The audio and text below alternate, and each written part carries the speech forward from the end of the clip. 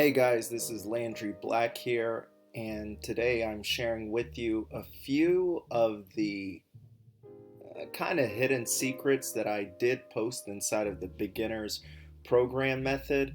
And these are the bonuses that I had at the end of this video that is actually public to all of you on my free YouTube.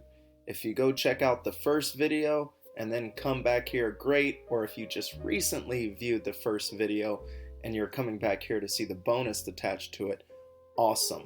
I will leave the link to that video at the bottom if you don't know what I'm talking about. Thank you guys for taking the time out of your day to check this information out. Have a good one.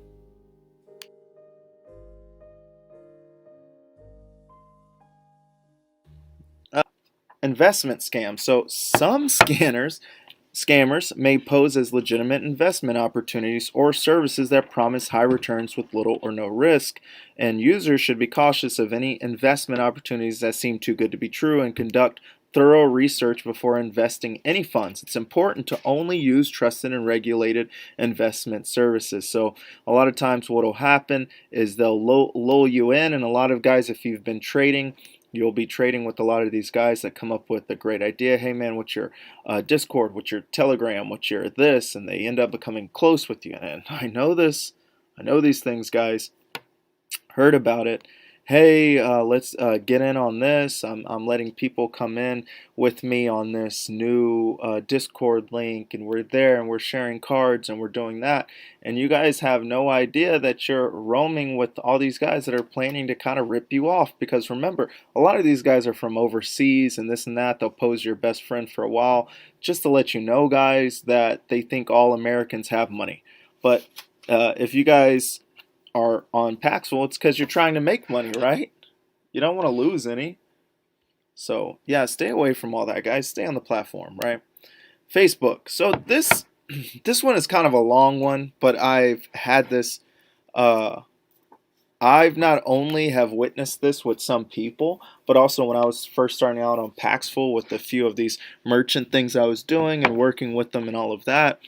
It's this new type of scam. So in this scam, and if you guys, and I'll just get into a little, I'll have to give you a little piece of the information on these merchant things. So a lot of merchants like to see that you're running some sort of advertisement or see that you're a legit company. If you're trying to use Stripe or you're trying to use PayPal, this is what works, guys. So hear me out on this.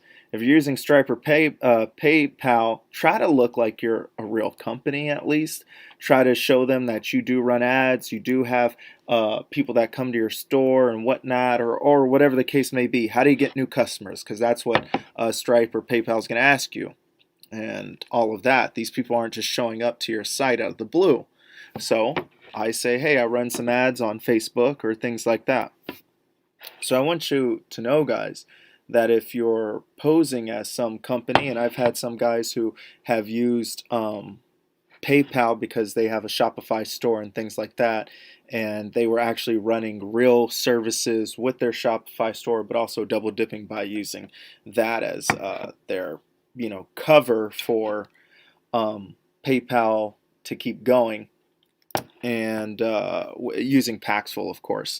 And I just want to let you know, if you're going to do that, just make sure that you don't mix the businesses together. So what happened is some of these scammers who would obviously see what would pop up on the gift card, let's say it says like, I don't know, Bob's T-shirts that pops up, and there's always a number on it, especially with PayPal. So these people, and there's also the company name on it, so they'll look it up on Facebook. Oh, okay. Pose as someone who's gotten ripped off. Hey, someone used my card from that company, and again, they'll ask for a refund, or hey, just give me some crypto, whatever it is, guys. Just want to let you know that. Don't ever just give people refunds to you directly from Facebook or things like that who are trying to threaten you. Make sure you, just tons of stuff. Just trust me on this. Always make them show that the burden of proof is on them. I just want to let you know that. But anyways, let me get into this. So the scammer searches for the target company or individual on social media and creates a fake account with a similar name or logo to the target's. They then send a private message to the target claiming that they have been ripped off or defrauded by them. That means they're going to use your company label, whatever, or even a fake name from something, right?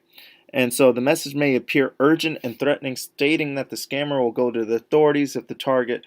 You get where this is going, right? So the goal of this scam is to trick the target into sending money or personal information to the scammer. That's what I want to let you know. So be aware of that, guys. Don't fall for that. I know it's going to seem legit. It's going to seem urgent because you don't know who you're trading with, right? On Paxful, you don't know who you're trading with. So automatically you're nervous about it, but it's okay. That's why you got to stay on Paxful on the trading. And these people, and just understand that whoever it is who's trying to hunt you down on Facebook and do all of that, they're lying to you. They want more money from you, but really what they want is information. You think these guys are happy with you giving them and like me, I do my trades at 35% for gift cards. You think they're happy that they're giving you $100 and you're giving them, 35% less? No, they want more. There's always a game plan, especially these guys are like, oh, I've been running $200,000 with this one guy throughout the year. And then all of a sudden you find out that guy's just running game on you. He'll eventually catch you slipping. That's what he wants.